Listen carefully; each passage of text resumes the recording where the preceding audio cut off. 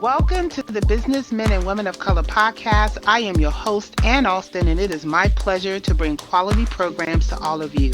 I am so excited this year to be here again with another amazing speaker and fellow career coach professional who is out here doing her thing, trying to help people elevate and boost their career, which is what I love. So please stay tuned and listen to this podcast as well as listen to all the podcasts that are going to be posted on this website. Please also check out their pages and their bios and feel free to reach out to them because they're here to share good information with all of you. So please take advantage of this unique opportunity. Just in case you did not know, the purpose of the Businessmen and Women of Color podcast is to not only share our industry information, but we're also encouraging career seekers and working professionals to enter their line of work. So also make sure you take plenty of notes and reach out if you have any questions at all. We would like to also take a moment to thank our business partners and corporate sponsors, a family of authors, Butler Armstead Consulting Solutions, Human Resource Learning Center, J&F Enterprises, and Women Offering Wealth, along with many of our other business partners and sponsors who's helping to make this event a success. So we're going to start the podcast off with another amazing speaker, like I said today, where we're going to talk about onboarding performance management in terms of recruitment. And we have Hennifer Gant, who is also the wife of Reginald Gant, who has a podcast here, and she owns a business called Career Image. And so I want to get into her bio because I'm really excited for you all to know more about Hennifer here and to get to know about the onboarding process, because I think it's one of those conversations that doesn't get talked about too much. We always talk about preparing for a career, and we're always talking about what happens when you get into the career. But let's talk about the onboarding process, because that is where a lot of the inner workings go in, and I think it's one of those missing conversations that we as a community need to know about.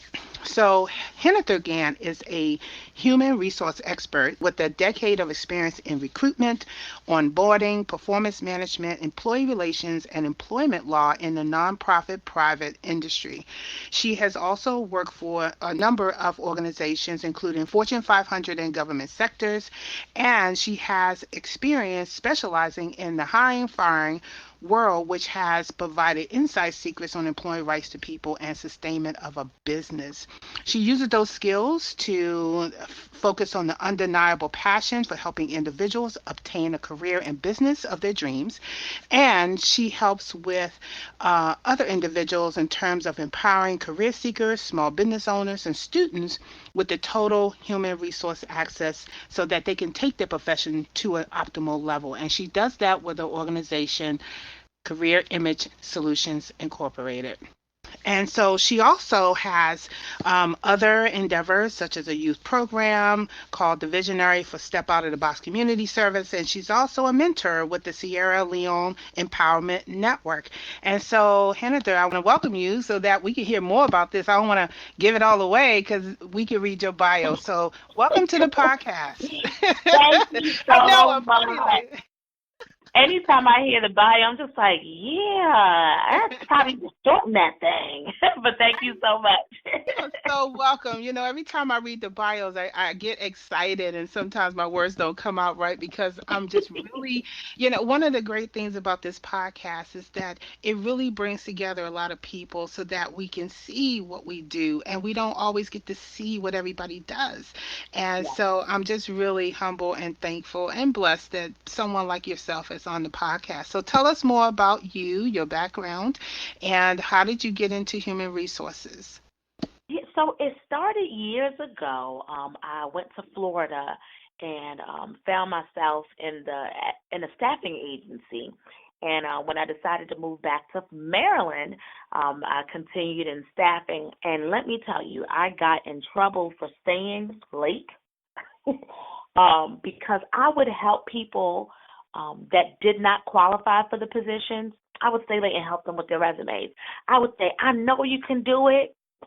I want to help you with your resume, because if your resume was on point, then maybe I could have put you in for the job, but I couldn't put you in for the job because your resume sucked, right?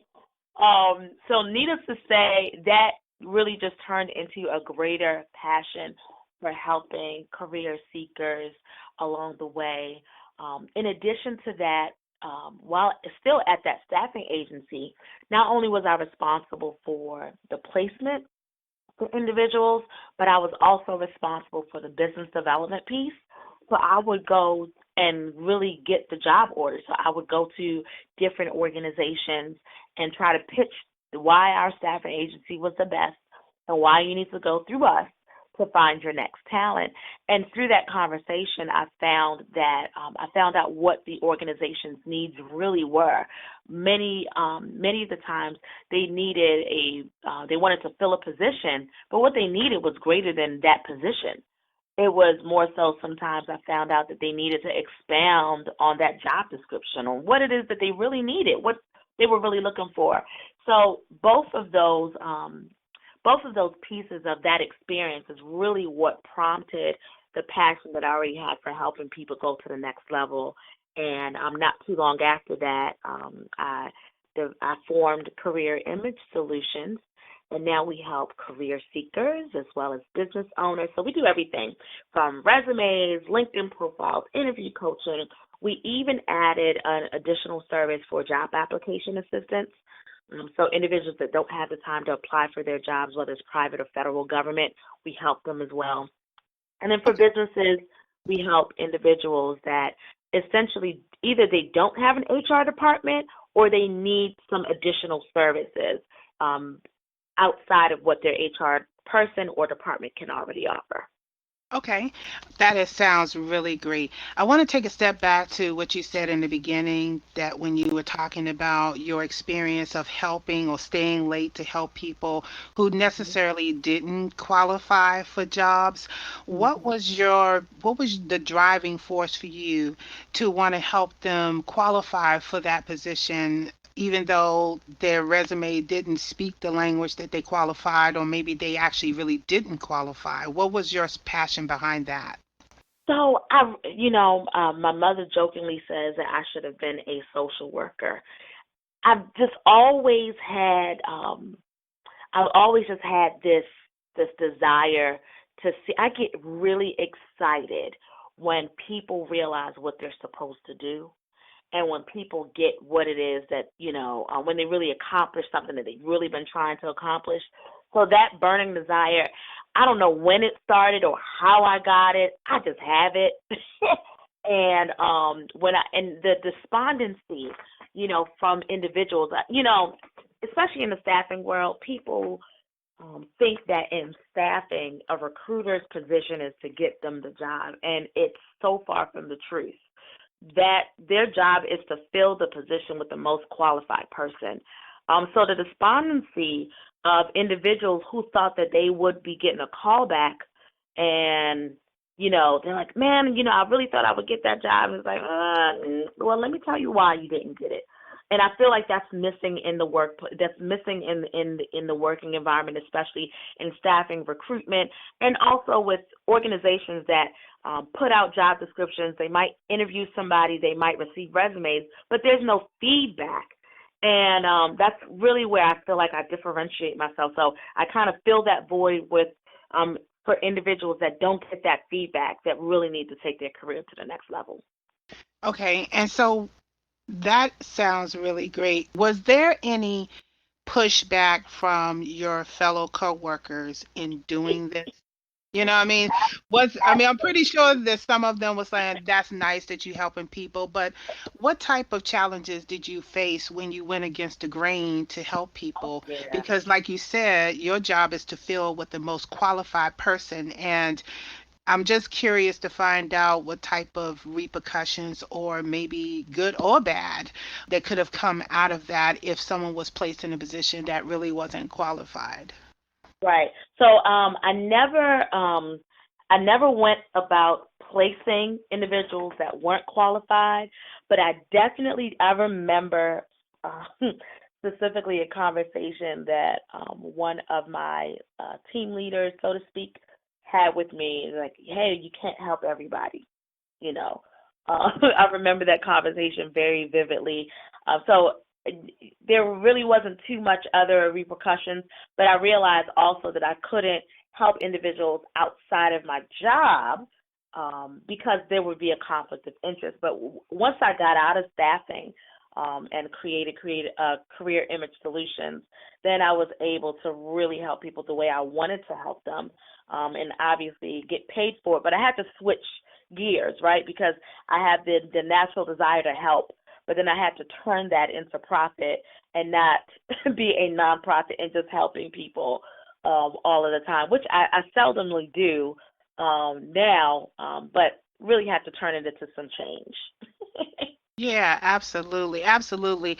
I think one of the reasons why I have so many career development people, speakers specifically on this podcast, because I really feel strongly that we as a people are not taking seriously our future when it comes to employment opportunities. And this could be in any type of job that you're looking to get or entrepreneurship. And I want people to see a 360-degree view of the opportunities that they have before them and really invest in their future. Come out of your pocket with a few dollars to invest with someone who is knowledgeable enough and knows the inside that can help you. So that's why I really wanted to ask that question, because I think in this day and age, it's time for a change for us to be able to start helping people and educating them on what they're missing. And so I want you to really talk about your experience on what are some of the things that people are missing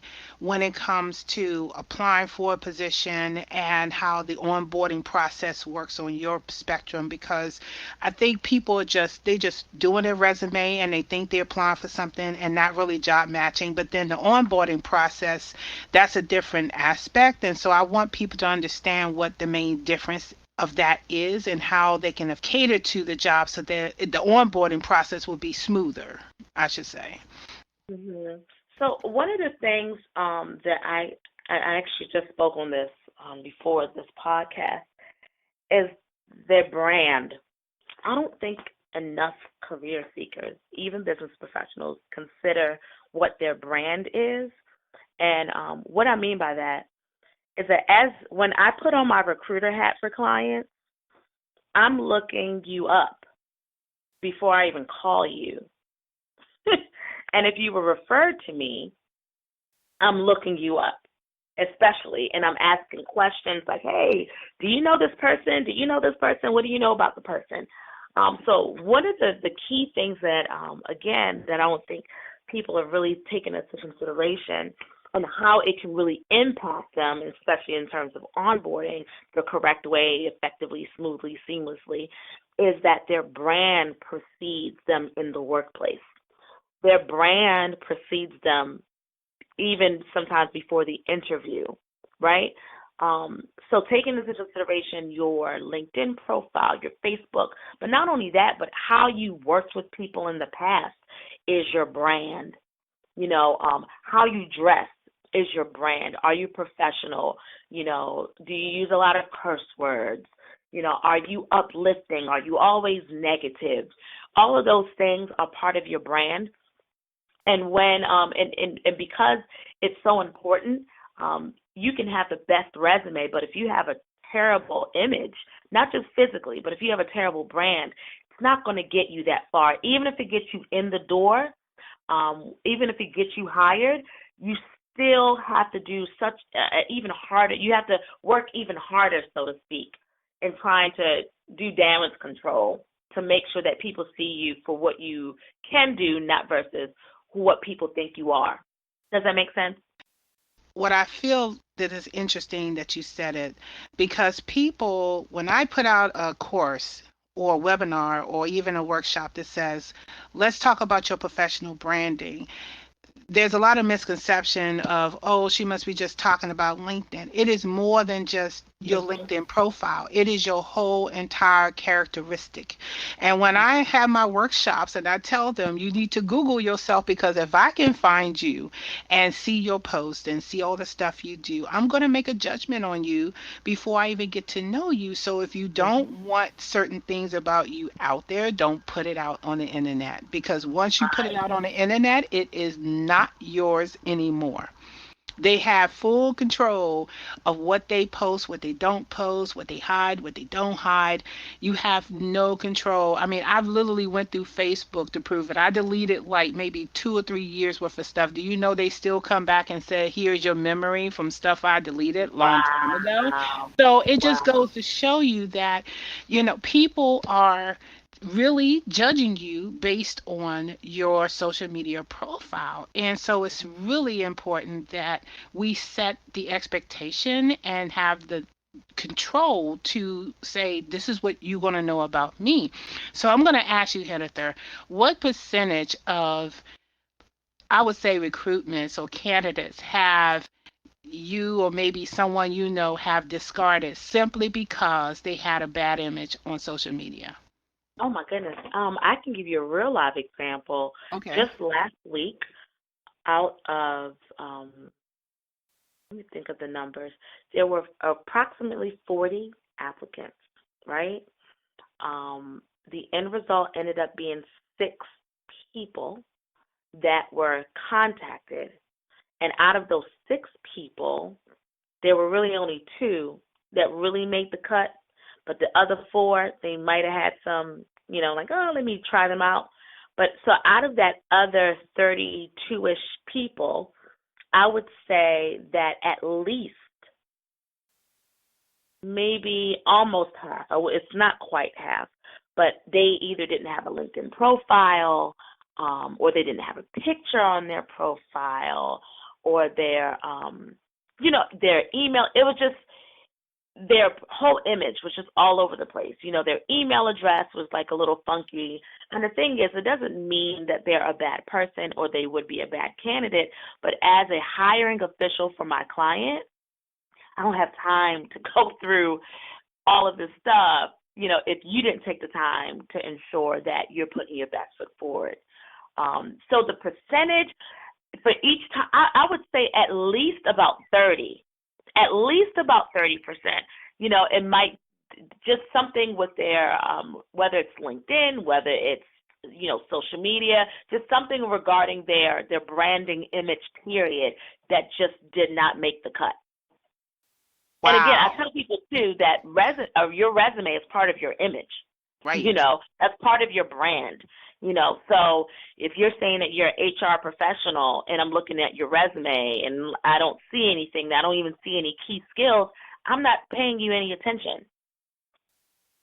So, you know what, that is so true, and I have to repeat it again. If you don't have or you're not knowledgeable enough to take the time, or matter of fact, let me just reword this. If you don't take the time to make sure that your brand is representing you, because today's digital world calls for a digital brand, not just a resume. If you want to do a resume, maybe 10, 15 years ago would have been good enough. But I'm noticing that in today's market, you have to have a digital representation of yourself in addition to a resume cover letter.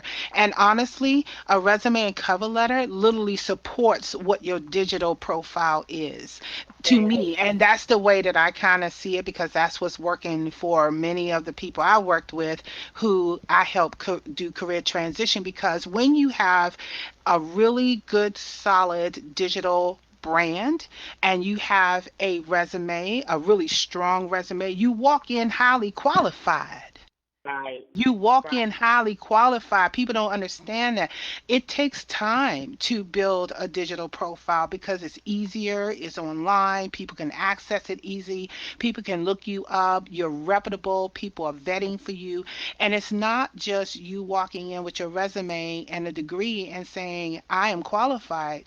Those things support what you are, and everybody else is pretty much saying already before you walk in the door. So if you don't have a professional profile right now, reach out to one of the career coaches here on this podcast so we can get with you and help you build that. It is utterly important. You don't wait until you're unemployed. You don't wait until Yeah. you get in a Yeah. situation where you're calling people after the fact, because the truth of the matter is, once you leave the job, your coworkers who are supposed to be friends are not going to be as receptive. Yes. Can I get an amen? Can I Amen. And the can you tambourine. right, can you speak on that? Because people think that Ann doesn't know what she's talking about. Yes, I do. I'm telling you from experience that you have to get those resources while you are working. And the best Stop. way, that I'm telling you, I recently, the gentleman today, he is going to be one of our new career strategy clients, and he's working full time, and he's like, should I quit? I'm like, absolutely not. You know, you're the best to be very honest. What I've seen, and you can attest to it, or tell me what your experience has been. But the best way to sometimes get a job, get a new job, get a new career, is while you're already in your existing one, because of what you just mentioned. Because I remember. Let me just use myself as an example. When I was transitioning out of the government, I made it known to my employer that I was leaving. Now I know that might be really sensitive for some people, but as a result, I I went and made sure I got some references. I went and started interviewing people to see how their experience with me was, and that really helped me in my portfolio because I was already there, and I was able to make so many more connections because of my existing coworkers, and I reached out to other people. It's just a lot easier. Think about it. It's a lot easier for you to get information from your own household than somebody else's, right?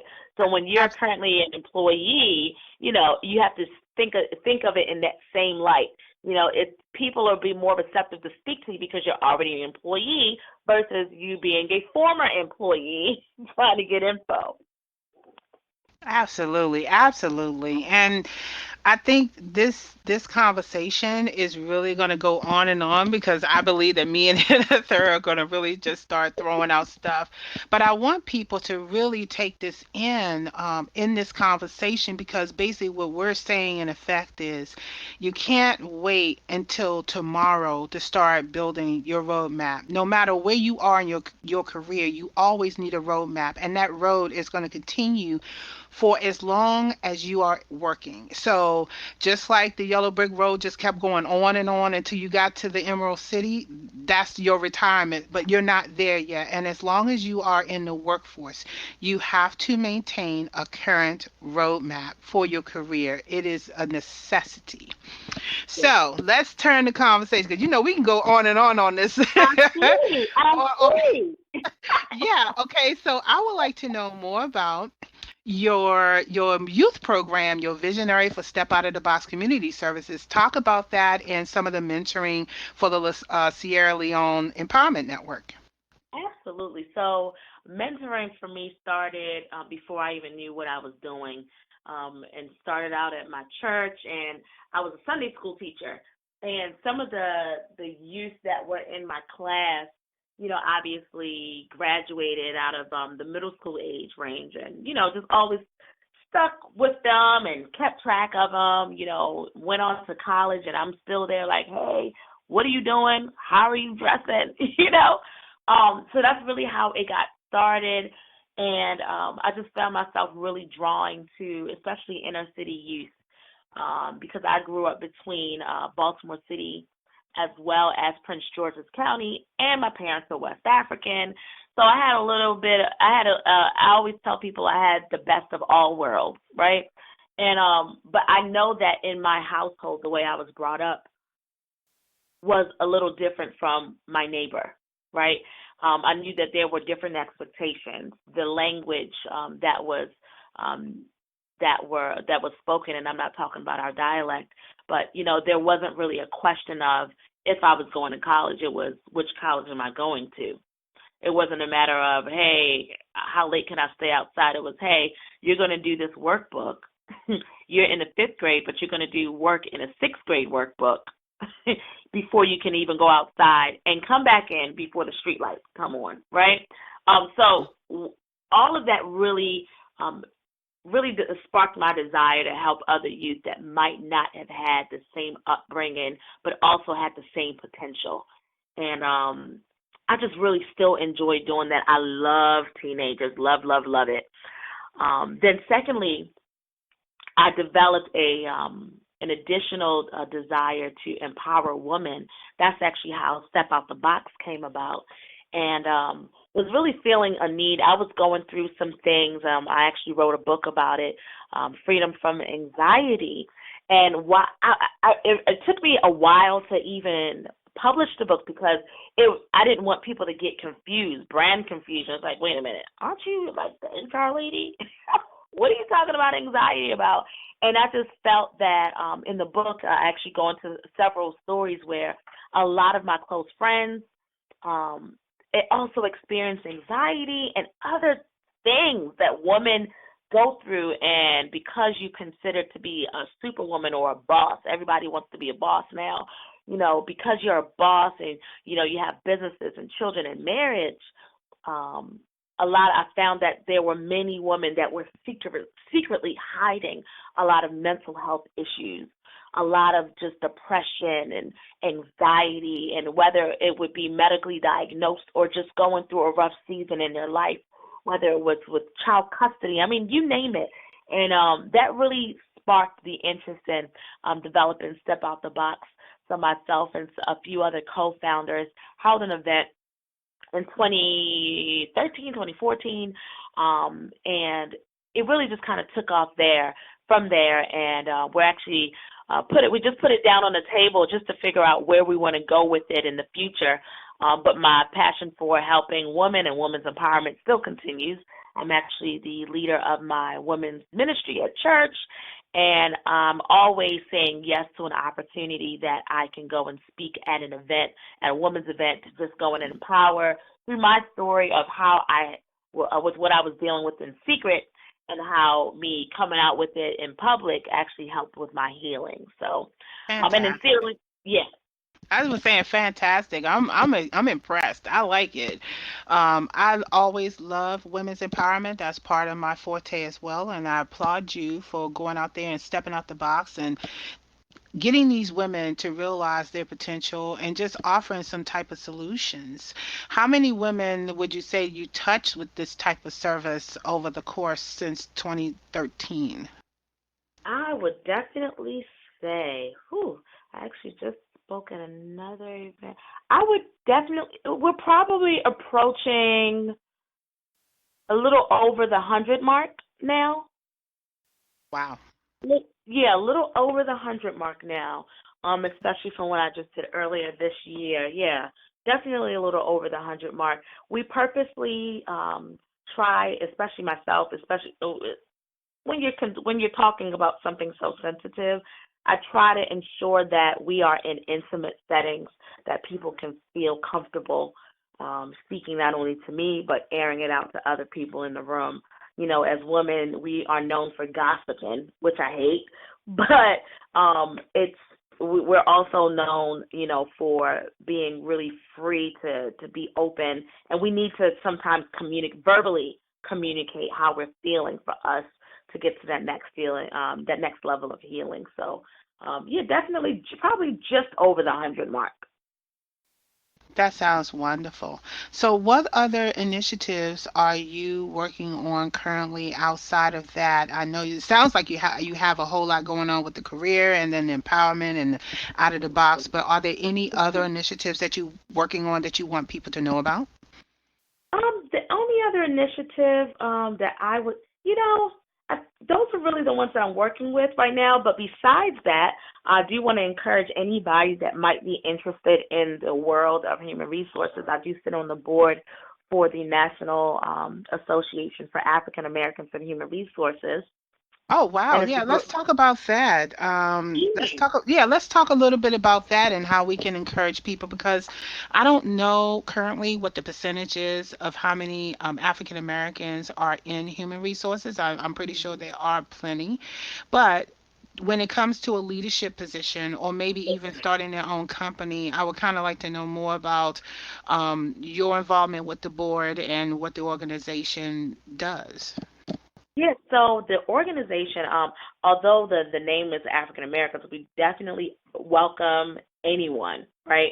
But essentially, There was a time where you did not find African Americans in the human resources role.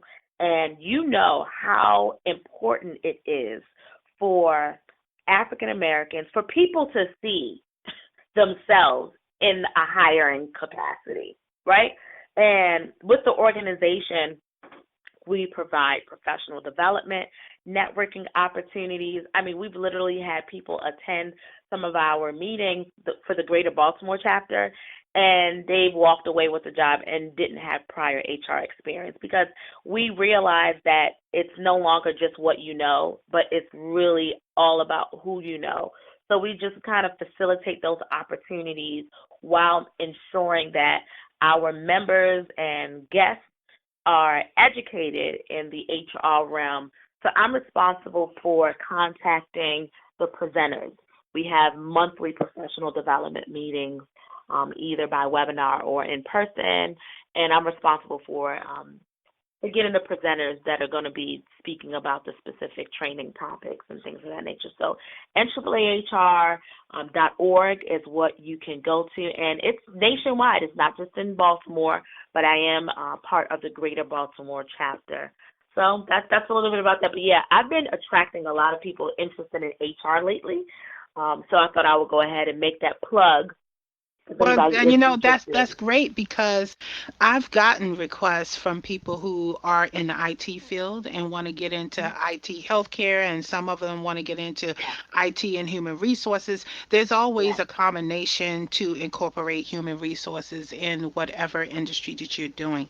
So, last question for you, Hannah Third. This is a networking event, and people are listening and people are participating. What do you need in order to thrive? What do I need to thrive? I need the right team of people. And what I mean by that is not just in business, but in businesses it's absolutely, I'm looking for a really great admin, by the way. But besides that, just great associations, great team members in terms of an accountability partner. Great. I need um, also maybe a different type of mentor for career. I have one for business, but I need one in the career lane, just to ensure that I can, kind of bounce ideas off of someone.